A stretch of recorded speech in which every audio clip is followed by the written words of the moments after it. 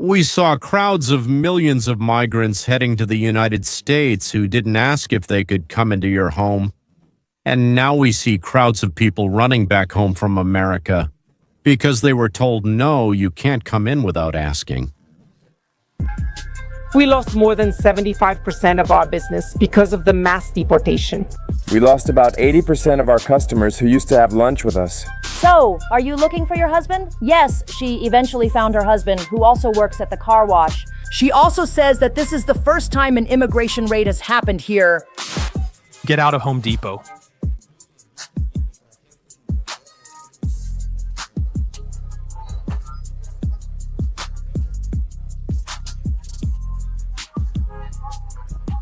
And when we look at the damage that uncontrolled immigration has done to this country, look at Jacqueline Nungare's and Kate Steinle and all those who have suffered because of illegal immigrants, I think they need to redirect their attention and maybe think a little better before saying things like that. The relatives of the detainees are demanding. What are they demanding, by the way? They want to punish the stores that allow the police to come inside and arrest illegal immigrants. They've lost their minds. Honestly, that's nothing new.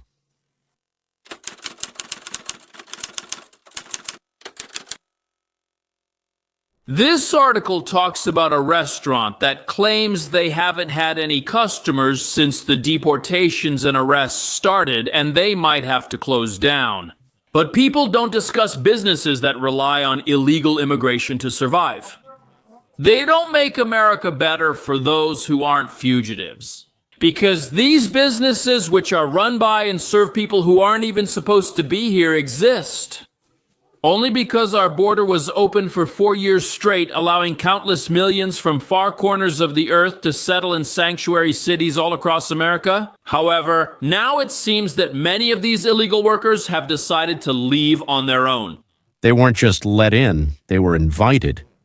They were gathered in their home countries, explained things, taught, provided with food, taught the words they needed to say at the border, and then settled. In temporary camps where they were fed, given drinks, treated, and then sent to districts where the Democrats lacked population. And all of this so that the Democratic Party could keep power over us, so that the Democratic Party could continue to rob us. And the problem with these illegal businesses is that wherever they are, they drive up rent and increase competition, which can push out legal businesses that follow the rules. And they do this unfairly because, as everyone knows, people without a social security number, well, they don't get paid legally at all. And while these businesses save thousands of dollars by underpaying their workers, it just helps them undercut legal competitors when it comes to getting a store or a restaurant, because they have more capital than those who follow the law. But that brings us to the real reason why some of these sanctuary cities are now completely falling apart. These businesses no longer get a free lunch. Cash Jordan, of course, is not a journalist, but he is an activist who, by the way, is listened to by 1.5 million United States citizens. So that means he must know how to do something. That's 3 times more than MSNBC, which, along with cable news network, are so often quoted in Russia and Ukraine. The illegal workers left, and the unfair advantage that these places benefited from disappeared. Moreover, their customers disappeared as well, making you wonder what purpose these businesses were really serving. And now, with law and order restored in America, the criminals who haven't yet joined the Aragua trend must choose whether to stay in America and live as fugitives who can be deported at any moment. Or they can self-deport, get $1,000 from the administration, and attempt to return legally later. Some people say that the choice between these two options is pretty obvious. Do you think they're going to break down the door to get in? Yeah, oh yeah, dude, it's just, yeah, open the door, come on, open the door, open the door, open the door, don't let them take your mom. I'll call your mom, your dad, you. Guys, you can't tell them that. So, immigration and customs enforcement agents couldn't get into this business, but they didn't need to. Because who in their right mind being a criminal would go there now? No one. And, as you'll see now, even without arresting anyone, immigration and customs enforcement essentially doomed some of these criminal enterprises. Mass deportation was terrible for business, Chef. Chef Carla Flores saw not only the impact of deportation on immigrant communities, but also on her profits. We lost more than 75% of our business because of mass deportations, and she's not alone. We lost around 80% of our former dine-in customers. Nick Sandoval owns a restaurant in Los Angeles' Westlake neighborhood, where the local Home Depot has faced several high-profile raids in the past month. There are a lot of federal fugitives here. The federal government knows about it and is looking for them on the streets. And it makes perfect sense to me that if most of the people here aren't supposed to be here in the first place, then as soon as law and order shows up, these people won't do things like sit in restaurants, work in these restaurants, or do anything in public unless they want to get arrested. Of course, nobody wants the business to fail. And our emotions are instantly manipulated when we hear about a company shutting down, because we feel sorry for them, especially when it's a small business. But maybe that's exactly what those who run these places and profit from illegal immigration are hoping for, so that we think this way, so that immigration and customs enforcement leaves and they can keep their illegal workers and illegal clients and continue making a lot of money. Cash explains well what happens when a lot of illegals enter the country. The country's citizens suffer, and from many points of view, from lines at free clinics, for example, to overcrowded classrooms in schools and violence on the streets. Businesses that use cheap workers offer their products at lower prices, while those that employ American citizens and private businesses end up closing down. Those who acted honestly continued. And how do the citizens of the state of California, our wonderful, lovely, beloved, charmingly liberal state, feel about this? A new poll finds 73% of Californians think mass deportations hurt the economy, with nearly half of Republicans agreeing. California Republicans? No, I'm actually more surprised that 100% of them aren't saying this. The poll also shows that most Californians believe the border should be secured and illegal immigration stopped. It also says that most people believe illegal immigrants deserve a path to citizenship. Well, they do have a path to citizenship. It just doesn't start with entering the country illegally. You need to enter legally. That's right, that's how this path works. You don't break in and cut the line saying, "Oh, am I first?" No, that's not how it works. But this business owner just revealed who she voted for without saying it directly, because she's all upset that the illegal refugees who were paying her rent and mortgage because of all her employees and maybe were her employees have now disappeared. She lost 75% of her business. This restaurant won't survive. But here's the other part of it. All these polls claiming that people think deportations are bad for the economy are misleading, because the deportation of illegal fugitives only affects the economy built on them. Mass deportations do not affect the legal sectors of our economy or businesses that follow the rules, hire legally, and conduct their own checks. How brainwashed are my dear California neighbors really?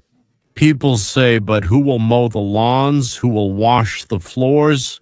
Who will dig ditches and carry bricks, as if before they came, no one ever carried bricks. 2.5 million illegal immigrants have taken jobs in home repair, moving furniture, and cleaning pools from Americans, because they would take, let's say, not $25 an hour, but $12. Let's say for 4 hours of work, someone comes to you, and you would pay $25, multiply that by 4, that's $100, right? If you pay an illegal worker $12 4 times is $48, so $50 is half the regular amount. But the laid-off American goes on unemployment. He immediately starts earning $400 to $450 a week. Well, that's about $2,000 a month plus $900 in food stamps. If he has a family plus free health care, and for a family of 4, I think it's about $1,000 more.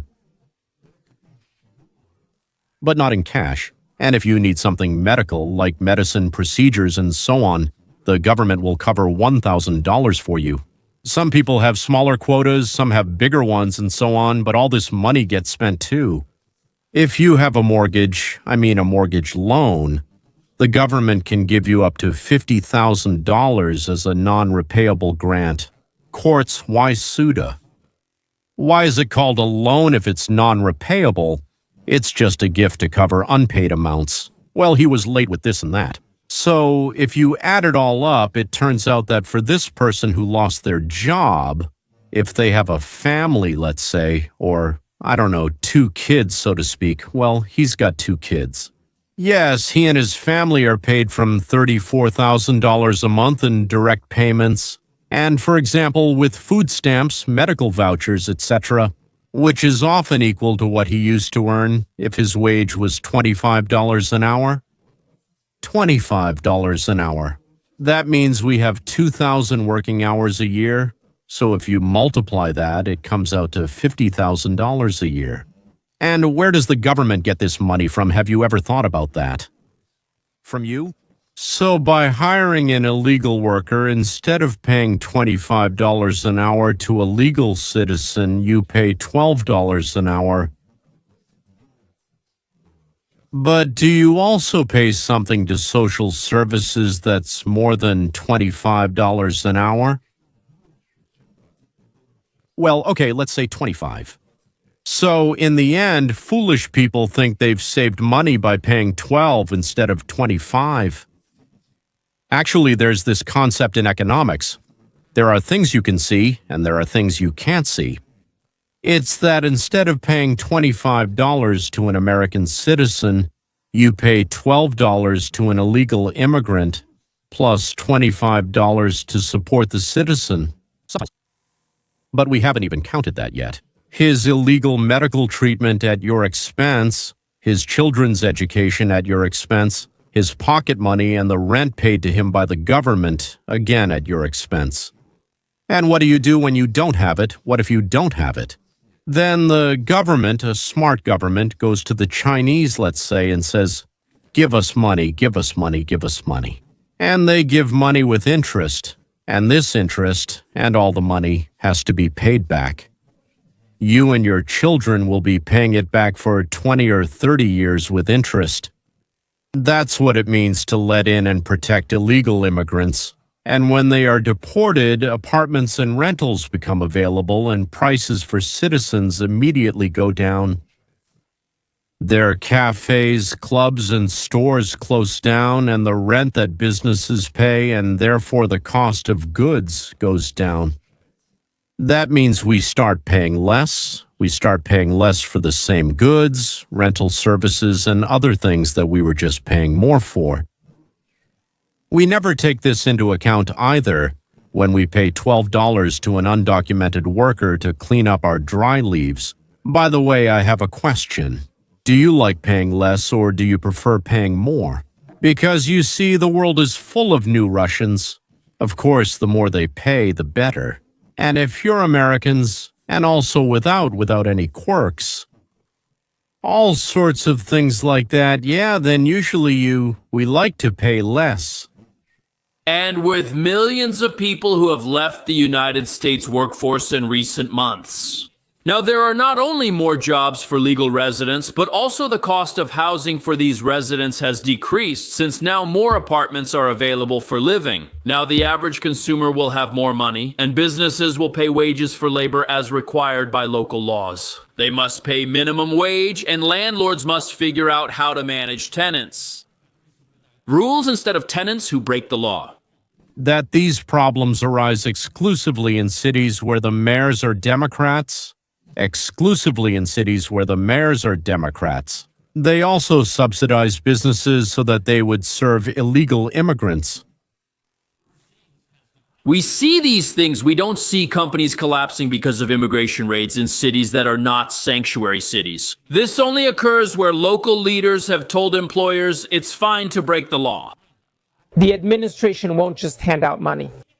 This summer, a raid at a meat processing plant caused the owner to lose half his workers. And he complained, wondering how he was going to stay open. But the very next day, he had a full waiting room of applicants who must have been there illegally. Otherwise, why would they want to work in a business that had just been raided by the federal government? It wouldn't make sense for them to be deported too. So the owner of, say, a meat processing plant claimed that he was ruined after 50% of his workers, who turned out to be illegal, were deported. He hired them without asking, though he clearly knew everything. But the next morning, he found a crowd of United States citizens who wanted to work, but he hadn't hired them before. Now he'll have to pay, yes, he'll have to pay more for labor. Deductions from United States citizens to Social Security will also decrease significantly, since many benefit recipients will now be getting a salary. Their benefits were taken away, their families were switched to a salary, and now they themselves make contributions and take nothing from the common fund, which costs all of us less. And do you know how much people change when they stop receiving unemployment benefits and start going to work in the morning and earning a salary? The road girls, citizens.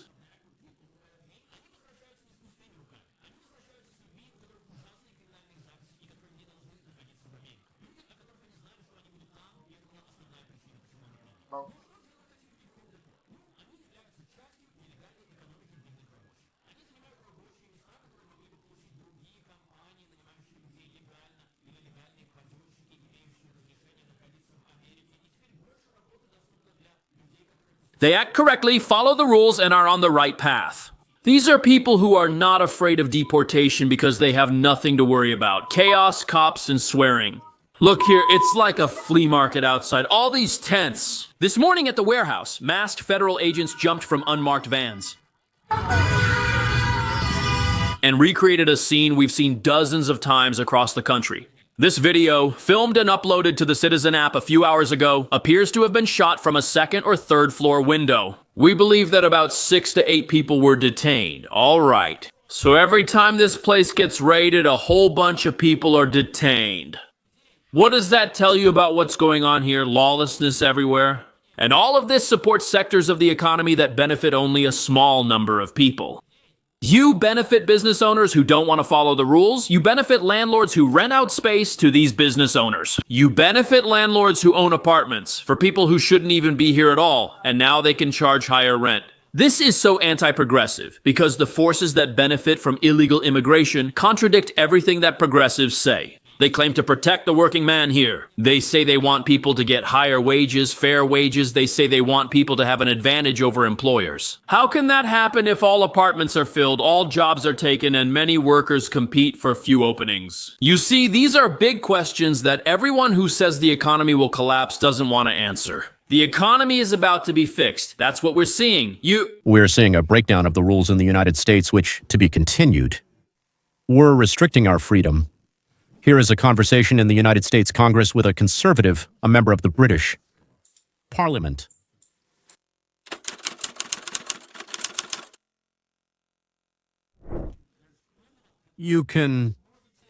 There are criminal penalties, and I think in 2023, in the United Kingdom, there were 12,183 arrests for offensive posts. 12,000 people were arrested for posting online. A government-approved flagger from the same government that calls "We need to take our country back" at the National Democratic Committee hate speech. It's a frightening scenario. It really is.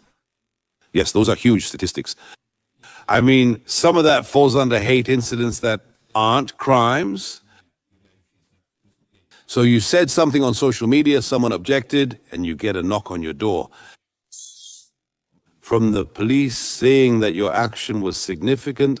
September the Miss-It Law. The problem is that as soon as hate speech can be anything, no one has freedom of speech.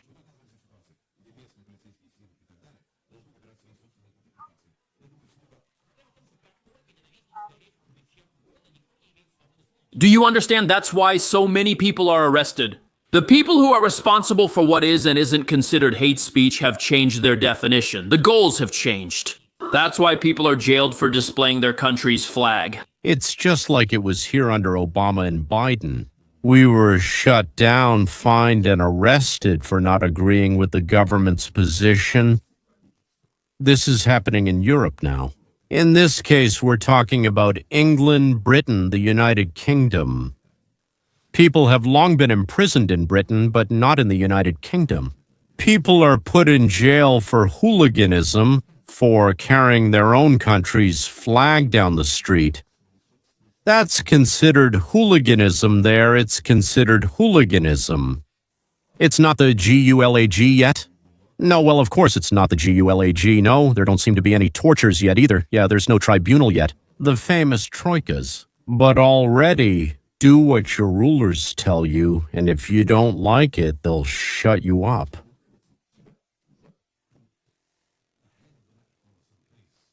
Head of the capital. Police who arrested Graham Lennon at Heathrow Airport.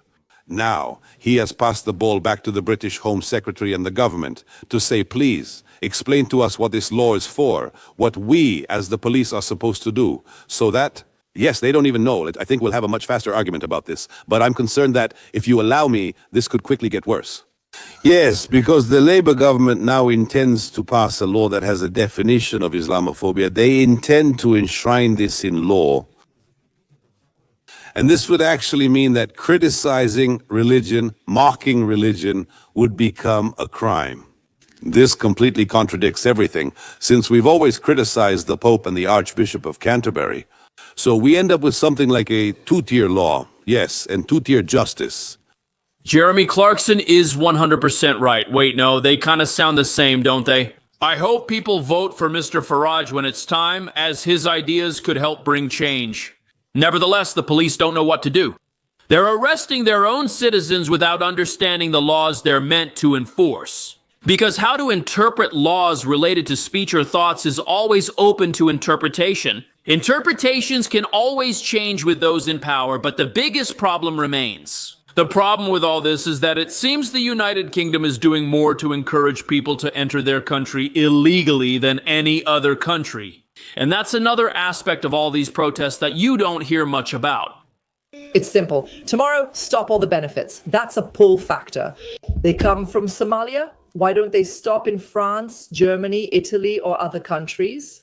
They make it to the United Kingdom because of the pull factor of the number of benefits they are given. These 4-star hotels, free meals, video games, and the mobile phone they are given. Yes, speaking of those benefits, tech billionaire Elon Musk criticized the United Kingdom government online after reports that asylum seekers received homes valued at £300,000. This is the decision to house those waiting. Listen, if you're going to tell people that they can come to your country tomorrow and they won't be sent back, won't be put in jail or deported, and they'll get free food and free phones, be able to live in a house worth £300,000 and play video games all day. I mean, if Mexico said that, half of California would illegally emigrate to Mexico tomorrow if that was announced. I specifically showed you England, where the same thing is happening as what happened to us. But well, at least we've stopped it for a while and are trying to do something about it.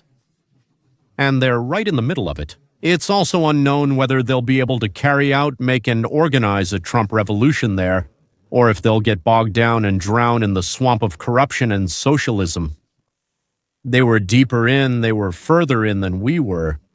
Let's wish them luck and victory. Actually, coming back to our own local problems. Of course, someone suffers from Trump's tariffs. Well, for example, those who import diamonds and jewelry from India, and from deportations. Those who opened restaurants specifically for illegal immigrants, and now they've lost their clientele, and they also hired illegal immigrants to work. But for the country, this is a healthy process. And this is the only way to become a free, independent, and strong country that gives opportunities to citizens who respect their rights, protect us, those who live here, from external and internal threats. I'll say it again, I'm a Trumpist. And so far, I approve of all the initiatives our president has already completed. The initiatives he is carrying out now, I don't always understand. He's a genius. Well, I guess I haven't reached that level yet. But he has earned my trust. He has created a credit of trust with me, earned by the many things he has done right and accomplished successfully. And that's why, instead of whining and complaining, I wait. Because Trump has often shown he knows what he's doing. And what he did, I really liked. I mean, I liked it a lot. Until next time.